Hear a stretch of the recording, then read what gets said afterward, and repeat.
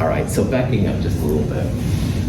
This limiting reactant part is a big part of chemistry. There are both real chemical reasons why you would have maybe more aluminum than chlorine, for example. There are also some practical reasons, like maybe if the chemical is really expensive, you'd only want to have less chlorine because it's more expensive, stuff like that. But for whatever reason, these kind of problems are real common. It would be awesome if each chemical reaction had just the right amount of aluminum to chlorine. All right, then you wouldn't have to worry about any of this, and honestly, it would be less work. All right. That being said, there are real science reasons as well as practical reasons why this is more common than you might think. So what we just went through were two methods to find the limiting reactant. And even though this is more work to start with grams of both reactants and turn them into grams of products in both cases, I am kind of pushing students a little bit more that way than I used to, but it is up to you. All right, there's these ways to do it and there's other ways. All right, like when I was taking chemistry a few years ago, there was even a different way where we turned grams of one reactant into grams of the other reactant and stuff. So find the method that works for you. I'm kind of liking this way though more and more because A, it allows you to tell quickly what the limiting reactant is. And again, you look for the smaller amount. The smaller amount comes from the limiting reactant. So in this case, it's chlorine. The larger reactant amount, this one, would mean that aluminum is an excess reactant. But second of all, it also does show the theoretical yield right away, 10.1 grams of this product. You wouldn't use the bigger number. You cannot make that much product with these amounts of reactants. You can only make this amount right here. So either way you do it, figure out the way that works best for you. Any questions on this kind of? Okay. So let's say your boss says, hey, good job. I'm so glad you figured out chlorine was the excess reactant. But then your boss says, now wait a minute. If this one there's more of it around than you need, how much of this one is left at the end? All right? And so the next thing we're going to look at is how much of the excess reactant is still around. Now in this problem, we just saw by either method, all right, that aluminum is the excess reactant. All the chlorine is gone, making Al2Cl6. So your boss might be interested, well, how much aluminum is left over? And your boss is doing this probably because, well, maybe you don't need that much aluminum. You can save some money, all right? Because if aluminum is in here, it's going to take some extra energy and money to clean it up so you can get the aluminum out of there. And you'll probably have to trash the excess aluminum. So maybe by having less aluminum, all right, you could save some money, all right? It's also good environmentally because a lot of times when the excess reactant is mixed in with the product, you have to trash the excess reactant, and so environmentally it's better to use less. Sometimes you have to have more aluminum than chlorine to make these reactions work. We'll talk about that in a future course, but for right now, we're just trying to figure out how much of the excess reactant is around. And this isn't too bad because once you know what the limiting reactant is, you can start there and figure out how much aluminum we should have had. So what we're going to do for these kind of problems, we know that chlorine's limiting. We're going to figure out how much aluminum was actually required to make the Al2Cl6. And whatever that number is, we'll subtract it from the amount of aluminum we started with to find out how much was left over. So in the earlier example with garden burgers, all right, we made 3 of those ultimate garden burger things, but we had 6 buns. And each one of the garden burgers needed 1 bun. So it's like we're calculating that we only needed 3 buns. We started with 6, so 6 minus 3, we had 3 buns left over. And that's kind of cheesy and almost too easy. All right, this will be the same kind of problem. We'll figure out how much aluminum we actually needed, subtract it from the amount of aluminum we started with, and figure out how much is left over. Any questions on that game plan?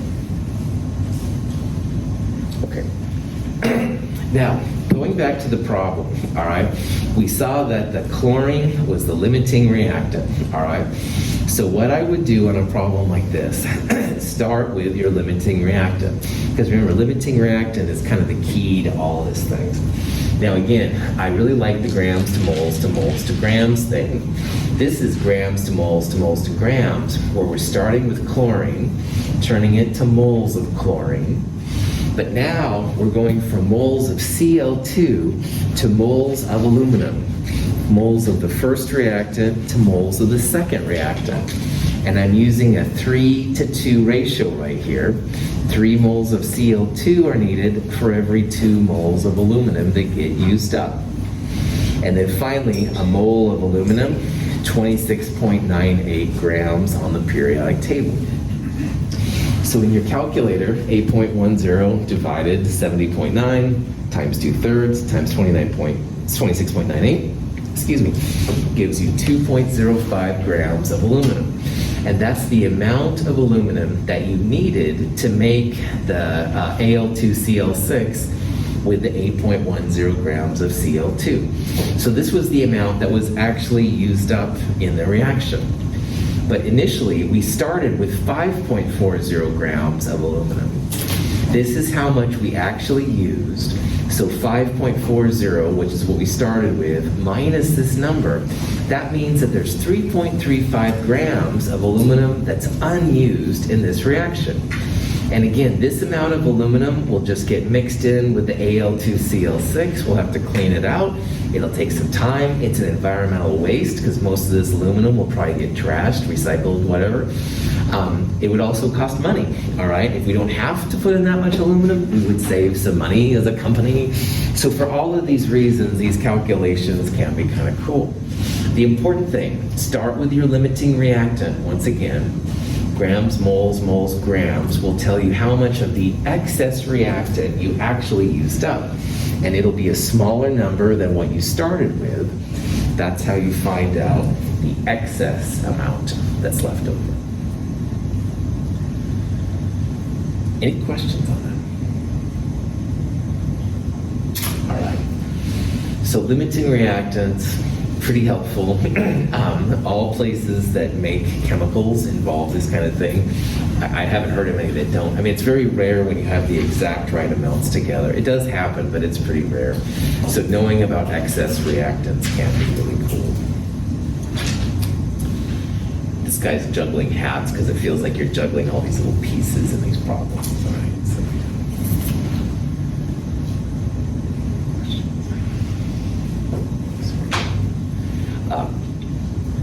If you're writing down a lot, let me remind you that all of these are available, like PowerPoint notes you can print off and stuff too, so and that might be a cool thing. The problems we're getting into now have more math in them, and so we'll start seeing more kinds like this. From the handouts tab in our website, you can print off these kind of things. There's like 6 slides per page and stuff like that, so if you want. Any questions? This next part is one of the ways that chemists can identify compounds. We just went through a big series of problems where we figured out how to make things, but it's also nice to be able to identify different compounds. And in chemistry, almost all chemistry is organic chemistry or biochemistry. Probably 90% of chemistry is organic and biochemistry. I'm an inorganic chemist. I use metals a lot, but honestly, most reactions are organic chemistry. These are all the pharmaceuticals, the proteins, DNAs, the organic chemicals. There's a huge section and stuff. And when you have an unknown organic or biochemistry molecule or compound you want to figure out, you have to figure out the formula, all right? And they can be kind of funky. However, a very common approach which is used is called a combustion reaction.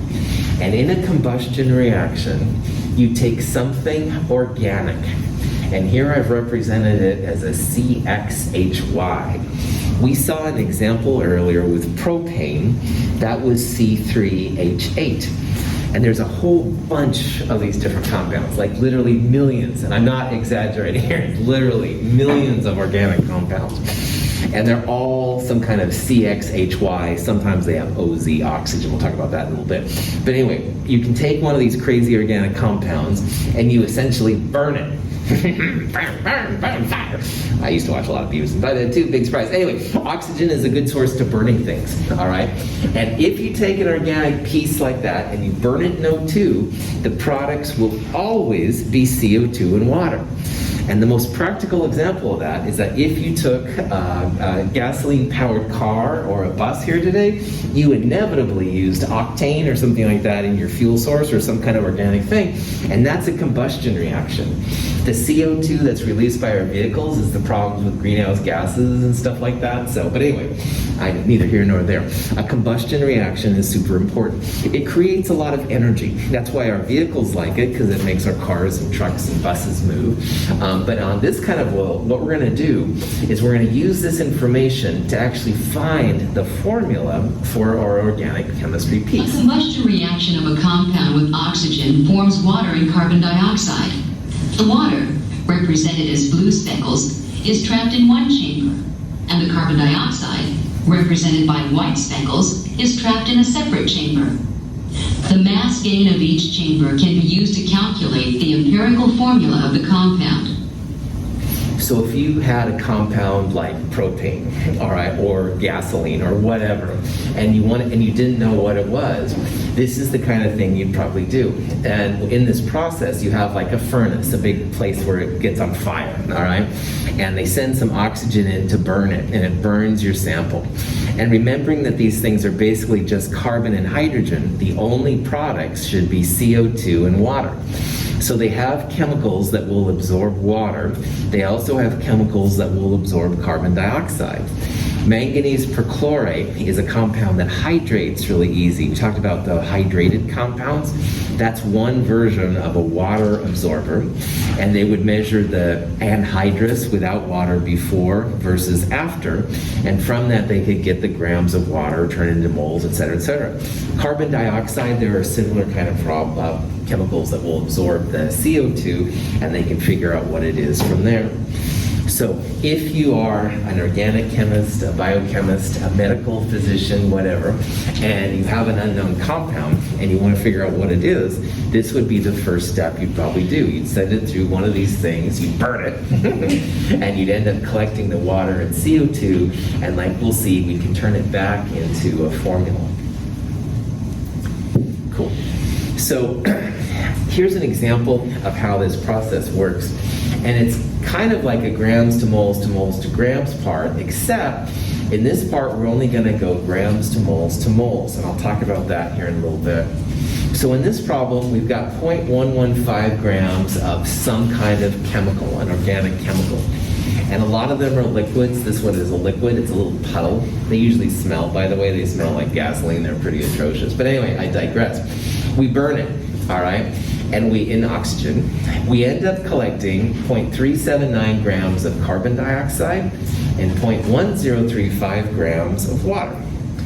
Well, we can use these two numbers to figure out the empirical formula of our CXHY compound. Now remember that for CXHY, that's a mole ratio. It would be moles of carbon to moles of hydrogen. Just like carbon dioxide is 1 mole of carbon to 2 moles of oxygen, and water is 2 moles of hydrogen to 1 mole of oxygen. So what we're going to do here is we're going to figure out, first of all, how many moles those represent. We're going to take 0.379 grams of CO2, and we're going to turn it into moles of CO2. And the important part for us is that if we find we have like 5 moles of CO2, that means that our CXHY over here had 5 moles of carbon. It's an equal ratio. 1 CO2 comes from 1 carbon. Now, with water, water is H2O, all right? So every water molecule comes from 2 hydrogens in the hydrocarbon. There's a ratio of 2 because of the formula. We have to be careful of that. But hopefully what you can see here is that all the carbon in our CXHY ended up as CO2. And all the hydrogen in this thing ended up as water. And if you find the moles of carbon and hydrogen in CO2 and water, you can relate that back here to the formula and find that empirical formula. So, without further ado, let's look at the math here, what you would do here for this kind of problem to see what it is. So what we'll do is we'll take the 0.379 grams of CO2 and we'll turn it into moles. Now I didn't show this part because we're going to start going a little faster here now with this stuff.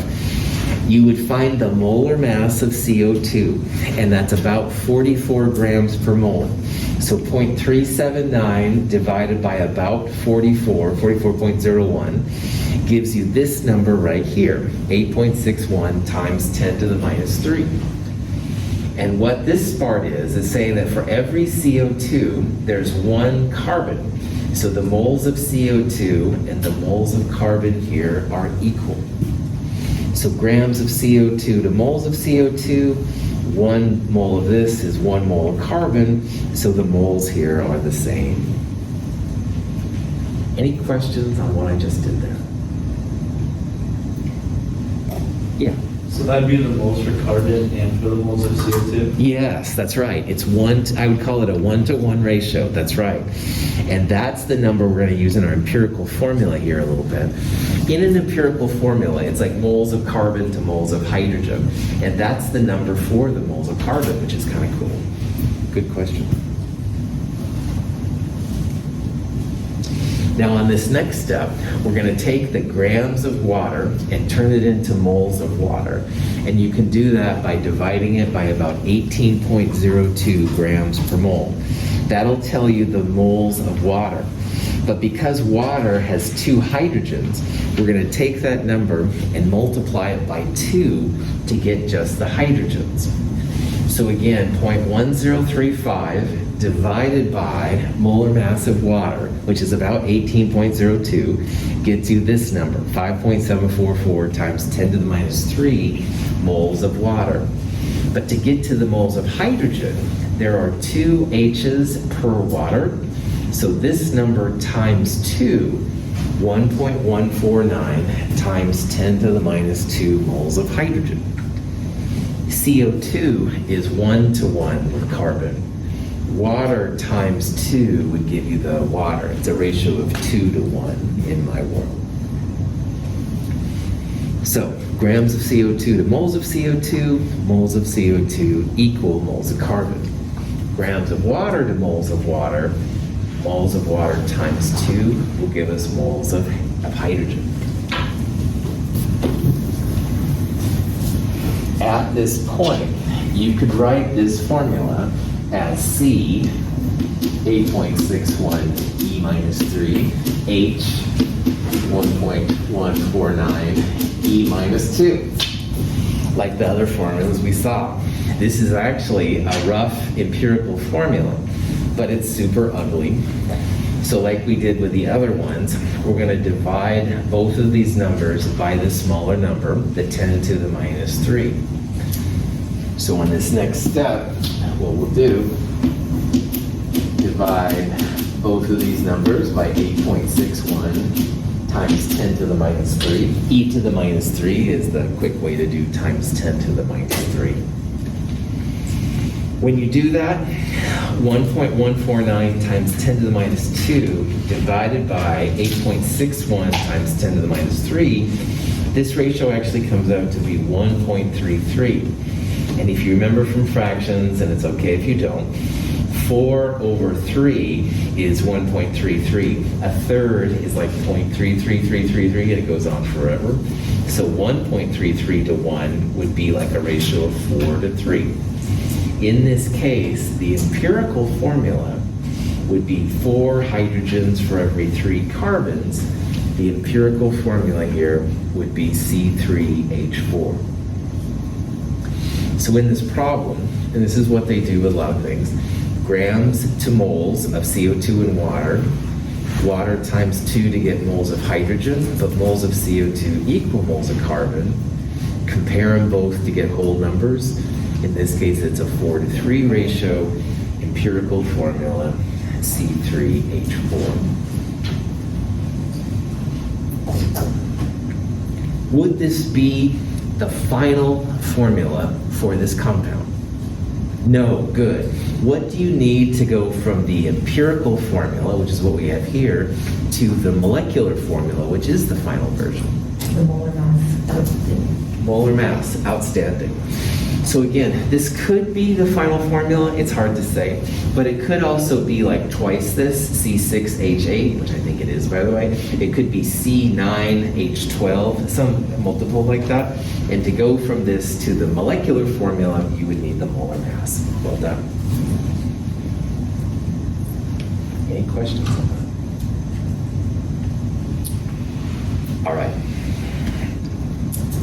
In the world of organic chemistry and biochemistry, a lot of compounds have only carbon and hydrogen, all right?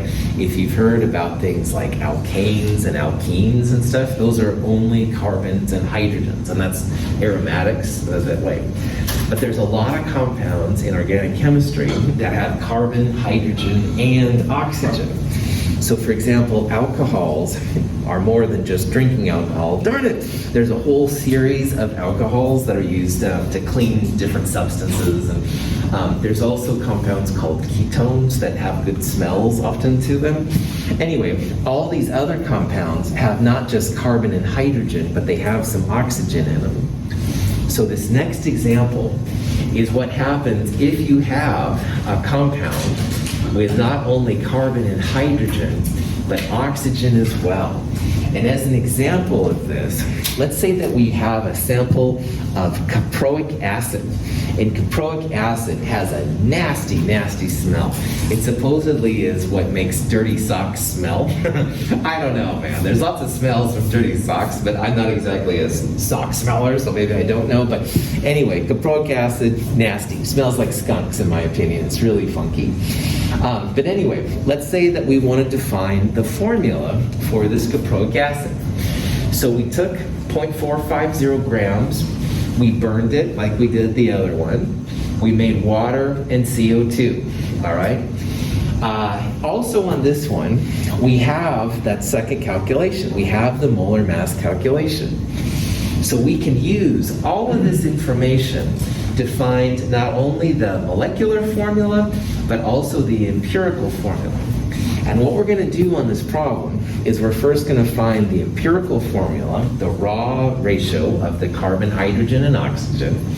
Then we're going to use this number, the molar mass, to find the molecular formula. This notation right here means grams per mole. In math, x to the -1 is like 1 over x. This is a way that sometimes scientists write molar mass. Instead of writing grams/moles, they'll write grams, moles, -1. Don't be intimidated by that. That's just snobbiness. So the difference between this last one and this one is that caproic acid does have oxygen in it, and there's a lot of examples. And the reason we're bringing this up is that we're going to do a special technique. In the last example, I didn't use the sample mass that we started with at all. We just used the CO2 and the water to figure out the formula. If you have oxygen in it, you will need to use the sample mass here to begin with. And it's not a hard process, but you do need to kind of go through it. Any questions on this? Okay, so this is just a combustion reaction once again. We've got some kind of carbon-hydrogen organic thing, but this time it's got some oxygen in it. We're going to burn it in oxygen. It's going to make CO2 and water just like before. But the one part that you have to be careful here is that if you look, oxygen is now in all 4 species. It's in the CO2 and the water, it's in the oxygen we're burning, and it's in the original sample. So identifying the amount of oxygen in the initial sample is going to be the one funky part about that. It's not hard, but you just have to be careful. I'll tell you what this special way is here in just a little bit. Any questions on this? Okay. So to do this problem, we start off the same way we did on the last problem. We're going to find moles of hydrogen and moles of carbon from the grams of water and the grams of CO2. So what I did right here is I took the grams of water, I turned it into moles. So water is about 18.02 grams per mole. 1 mole of water has 2 moles of hydrogen, so we'll multiply it by 2. That means there's 0.0464 moles of hydrogen in our sample. And in the last problem, we stopped here. We then did the carbon, compared moles of hydrogen and carbon, and we were good to go. But we have to go on here because this sample now has oxygen as well. So this is a new step for this kind of problem. I took the moles of hydrogen and I multiplied by the molar mass of hydrogen. Now to 3 sig figs, hydrogen is 1.01 grams. This number right here, 0.0469 grams, that's all of the hydrogen that was present in our initial sample. We haven't added any source of hydrogen except for the caproic acid. So there's 0.0469 grams of hydrogen in this 0.450 grams of caproic acid.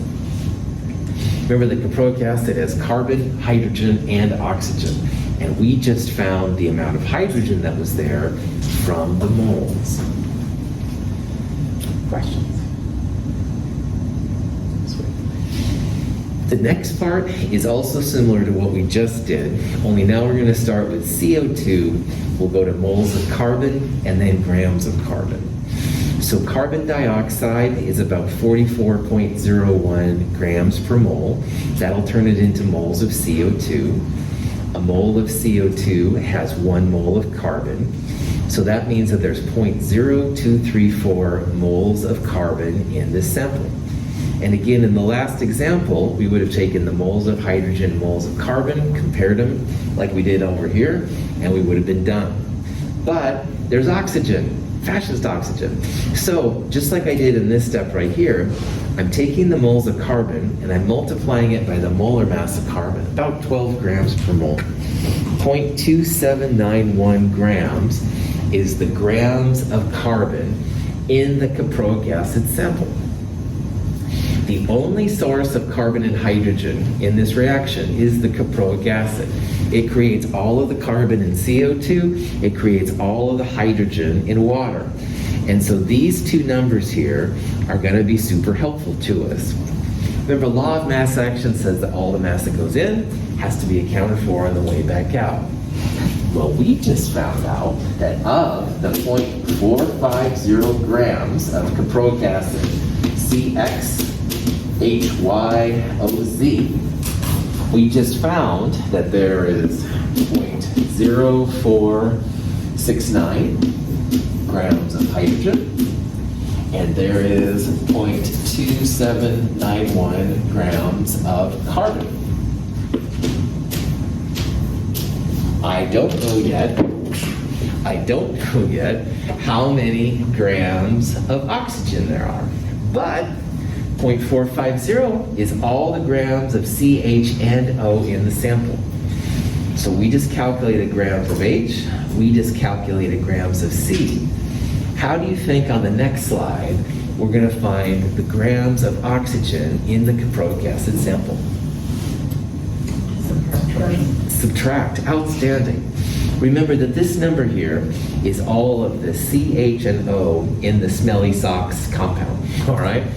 And we just figured out the grams of hydrogen.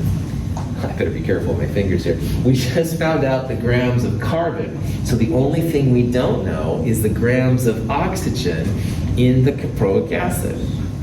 So mathematically, 0.450 minus these two numbers, that's going to give us the grams of oxygen. That's what I mean here by law of mass action. All of the CHO in the compound are going to be equal to the raw grams of hydrogen, raw grams of carbon, plus the grams of O in the sample. This number is cool for chemists because it isn't any part of the O2, the burning part. All right, this is just oxygen in the sample, and that's pretty cool. Any questions on that? Okay, so now that we have the C and H, we want to find the grams of O in the complex. 0.450 is all the CH and O in the complex. So if you subtract out the grams of hydrogen, and the grams of carbon, the two numbers we just calculated, whatever's left, that's just grams of oxygen in the caproic acid sample, all right? This is what I mean by law of mass action. All the CH and O minus the H and C is going to give us the O, and that's what we need to figure out this formula. We're going to turn the grams of O into moles. We'll compare the moles of O to the moles of C and the moles of carbon on the previous page. We'll be able to find the empirical formula. So if you have grams in chemistry, you might as well turn it into moles, and this is no exception. 0.124 grams of O, turn it into moles by dividing by about 16 grams per mole. 0.00775 moles of oxygen. And this is cool because this is just oxygen in the caproic acid. It's nothing to do with the oxygen that we use to burn it. All right, this is just the oxygen in the formula itself.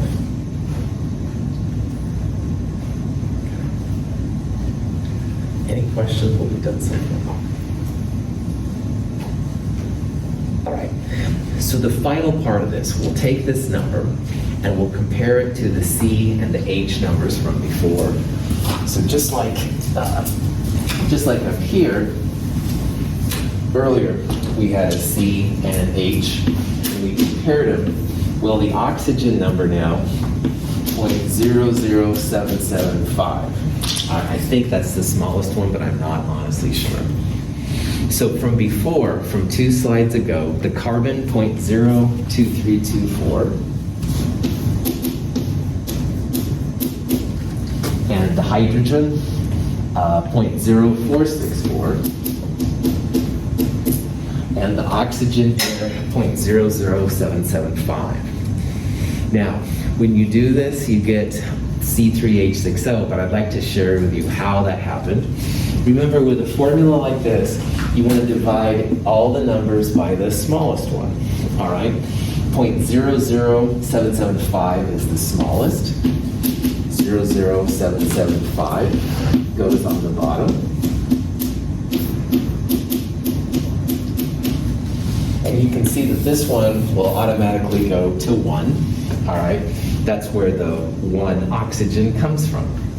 And then 0.0464 divided by this creates about a 6-to-1 ratio. And then 0.02324 divided by 0.0075 is where the 4 comes from. So the empirical, 3, I wasn't paying attention to my own slides. Good job, Michael. Sorry about that. 3. So C3H6O1, or C3H6O, comes from these numbers right here, and that's the empirical formula of our stinky caproic acid sample. Questions? How we got to this part right here? Cool. So nasty caproic acid, empirical formula C3H6O. But we're here in this problem, we're actually after the molecular formula. So in order to do that, we need to compare the empirical formula to the 116.2 grams per mole number. So we'll find the molar mass of the empirical formula. C3 would be like 12 times 3, 36. 6H would be like 6 times 1, or 6, plus an additional 1 oxygen, which is about 16. So 36 plus about 6, 42. 42 plus 16, 42, 52, 58 grams per mole. And you can do this part rough because molar mass of everything divided by this number, always a whole number. What do you think 116 divided by 58 is? 2, right on. And you can do it in your calculators, I'm not offended, but if you can do it in your head, of course, it saves you a little bit of time. So C3H6O is about 58. I said about 58, a little better, sig figs 58.1. 116.2 divided by 58 is a ratio that's always going to be a whole number, and that's definitely 2. 2 says 2 empirical formula units in your molecular formula. So C3H6O taken twice, C6H12O is the molecular formula of this compound. The cool thing about this for you as a chemist is that now you have two ways to find a molecular formula. In chapter 2, part 2, we took the percentages, percent carbon, percent hydrogen, etc., turned them into empirical formulas and molecular formula. This is an alternative way. If you have the compound, you can send it through this combustion analysis thing to find a molecular formula, which is kind of cool. At least in chemistry, it's cool. Any questions on this? All right. So that's the end of chapter 4, part 1. And I love this thing here about Neo. If you've watched the original Matrix movie, they plug this thing into their brain and like he learns Kung Fu instantly. Well, all right, now you've got stoichiometry. All right, so anyway, that's kind of how I feel about these crazy things. This chapter is how a lot of times chemists get paid, all right? You got so many grams of starting material, how much product can you make? And you can control it. You know about balancing equations, figuring out relative amounts of reactants needed for products. You can figure out true yields. You won't give numbers that are too big. You can calculate percent yields if they're not 100%, stuff like that. So again, it is a pretty powerful kind of chapter, man. Any questions on that? Okay. I'm going to just introduce a little bit about Chapter 4, Part 2, because this is another big one. And I can kind of talk about it here just a little bit before we get too carried away. In Chapter 4, Part 1, we just looked at basically solids, liquids, and gases using in reactions. But to be honest, in the chemistry lab, what we do most of the time is we use solutions. And solutions is another part about chemistry that are super important. If you had coffee this morning, or if you had like a soft drink or something like that, those are solutions. It's where you have water as the base, and there's something else inside it. So like for coffee, there's of course the taste of coffee, but there's caffeine. Anyway, which is kind of fun. Coffee then is a solution. You've got something quote unquote exciting in water, and they mix together to make an ingredient. Solutions are super important in chemistry as well. And most of the solutions we're going to look at have positive cations and negative anions in them. And a lot of times in solutions, if you put little electrodes inside, you can actually make electricity flow through these kind of things. So this is a little light bulb here, and if you have a solution, the light bulb will actually flow. So they've got electricity going through here. It makes like a circuit, if you know about electronics, and if you don't, it really doesn't matter. But the light bulb will come on. However, there are some types of solutions that don't break up into positives, negatives. Remember we talked about how ionic bonds have those positive, negative handshakes that make the bonds really strong. Those dissolved in water will make your light bulb come on. However, coffee, all right, or alcohol drinks and most other types of drinks involve compounds that don't have positives and negatives. A lot of those will dissolve in water, for example, sugar in water or salt in water, but they don't make your light bulb come on. So there's different types of solution properties that we need to talk about in this section. And we also need to talk about, of course, what the heck solution is, why they're important and stuff in chemistry. If you go to our chemistry stockroom, most of the chemicals we have are actually solutions, all right? We have some raw solids and raw liquids and stuff, but a lot of them are just solutions there that we've used on different things. In the 8 bottles lab, we use basically exclusively solutions. So, this is chapter 4, part 2. It does have a little chapter 3 in it as well. They wanted to put solutions first in our book. I don't know quite why, with some chapter 4. So again, sorry about the mix-up here on all this stuff. Yeah. So it's the stuff that's in the water that's actually conducting the electricity and not the water itself? That's right. In theory, if, like, you know, you're in the bathtub and you drop your hairdryer in, people, of course, get electrocuted that way. But if your body was totally clean, which is essentially impossible, you would have no ions of sweat and stuff like that to get in the water. And in theory, you'd be okay, all right? Now, our bodies are notoriously messy with all kinds of things happening. It's the ions which make people get electrocuted. It's not the water itself. Water itself will allow the ions to conduct electricity, but the water itself doesn't. Good. We'll talk more about that and why that's happening here in a little bit too, man. So good. That was a cool comment. Questions on? All right.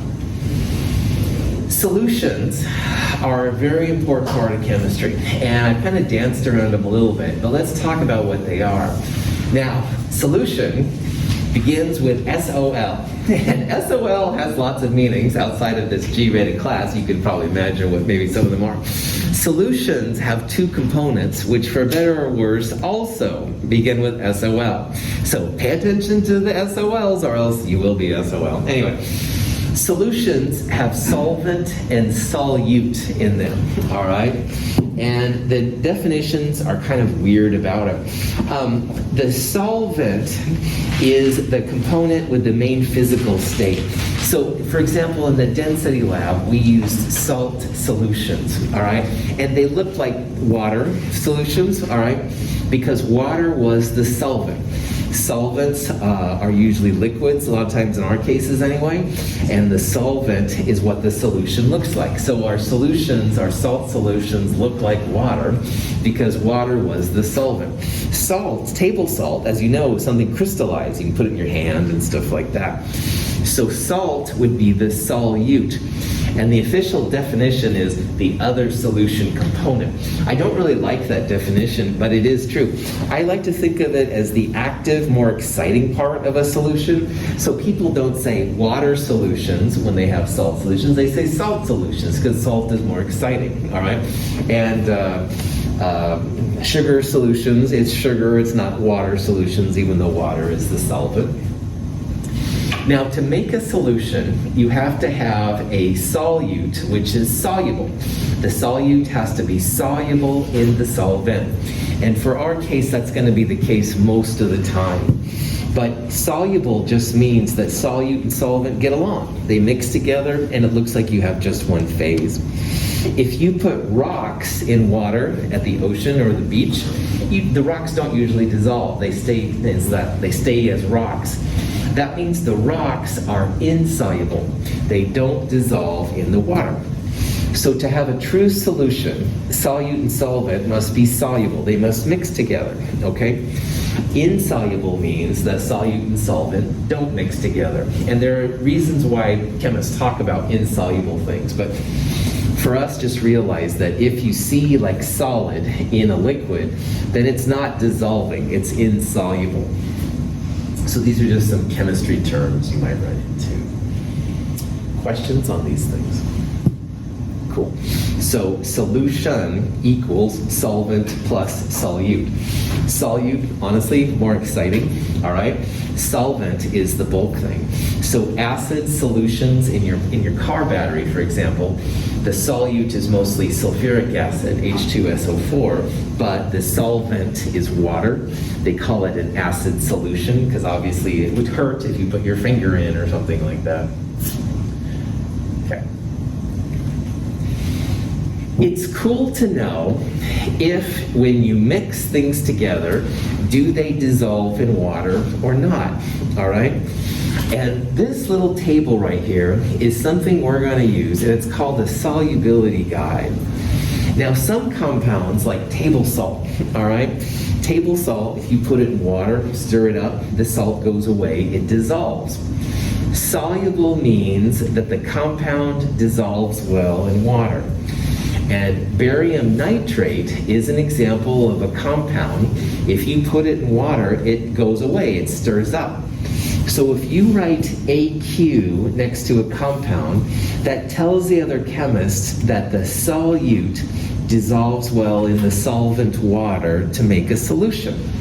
So when you write BaNO32AQ, that says that barium nitrate, a compound, which was initially a white compound, dissolves well in water and it makes a solution. But how do you know if it dissolves in water? Because this is kind of a mystery. So in Chem 221 through Chem 223, this little table right here is going to be important. We'll look at this table more in the lab for next week, the net ionics lab. But here's how this works. I do not expect any of you to know what these are ahead of time. However, this little table can be really helpful.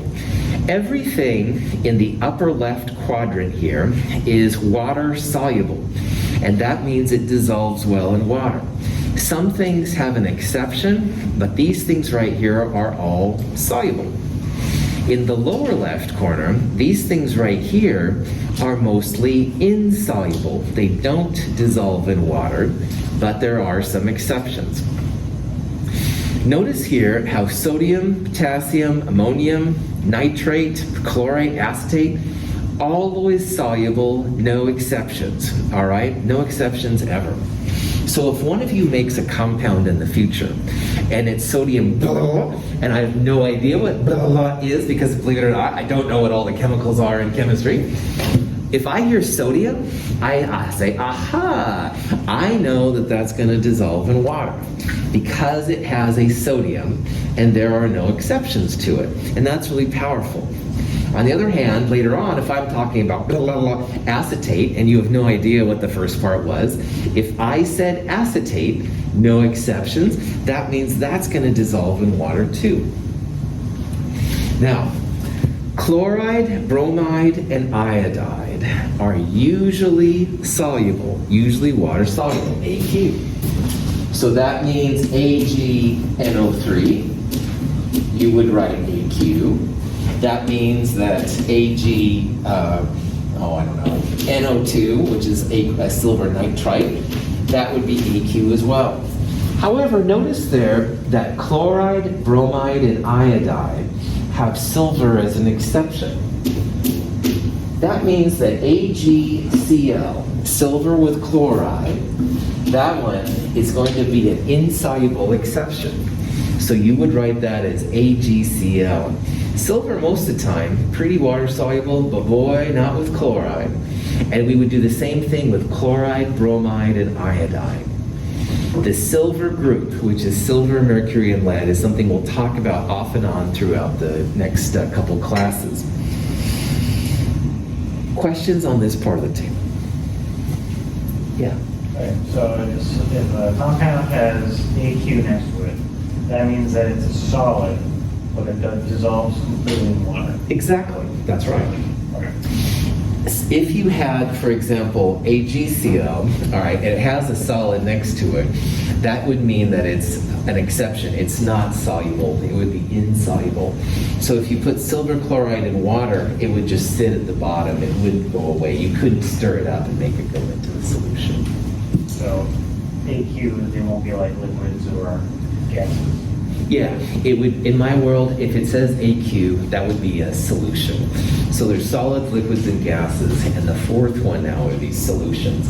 Your blue drink is a solution, probably the stuff that has dissolved. Good question. Ask these kind of questions, man. All right, the lower left corner, these are all insoluble compounds. Most of the polyatomics, the negative polyatomics, are insoluble, all right? Now, if they're with ammonium or an alkali metal, and remember alkali metals are group 1A, that's sodium, potassium, as well as lithium, those guys would be exceptions. So most chromates are insoluble. You'd write an S next to it. But if you had, say, ammonium chromate, or sodium chromate, something like that, then you would write AQ. So here's just 3 examples for barium, all right? The first barium has a nitrate. Nitrate, always soluble, no exceptions. So you would write AQ. Barium chloride. Most chlorides are soluble. Barium is not one of the exceptions, so you would write AQ for that one. But if you go down to sulfates, most sulfates are soluble, but barium is one of the exceptions here. So that means BaSO4 you would not write as AQ, you would write it BaSO4 solid. It stays as a solid when you put it in water. Questions? This is a table you should have somewhat close to you a lot of the time, not all the time. In the lab next week, we'll get a lot of experience using it. In the real class, I would make them memorize some of this. In this class, that would be silly. So this is mostly for the class where you have to memorize it, but there are some which you can say are almost always AQ. Anyway, sodium, potassium, lithium, ammonium, always AQ. Nitrate, chlorate, perchlorate, and acetate, always AQ. Most of the time, sulfate and chloride, bromide, and iodide are AQ. The chloride, bromide, and iodide exceptions we'll run into once in a while. So that would be one thing to kind of pay attention to. So if you don't like using tables, or in my regular class then memorizing, this would be one way that would cover most of the things that you'd see in the class. So here's like a possible question. Which of the following is the only insoluble salt in water? So if you say insoluble, first question, do you write AQ next to it or S? S, that's right.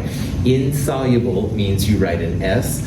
Soluble means you write AQ. Well, anything with sodium, potassium, ammonium, nitrate, right away is going to be AQ, soluble.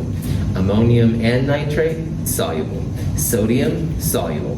Don't know about this one. Let's go to the next one. K, soluble. Li is group 1A. Most chlorides, lithium is not an exception, AQ. So A, B, D, and E, right away you can say AQ, soluble. The last one is maybe not as clear. Most iodides are AQ, but lead is one of the exceptions. So in this case, PbI2 would be the one you say was the exception to the list. Any questions? All right, think about that. We'll take up more of this on Monday. Wednesday is mostly just kind of a review day. I'll talk a whole bunch of stuff. If you have any questions, email me. Have a wonderful day. Thank you for being here.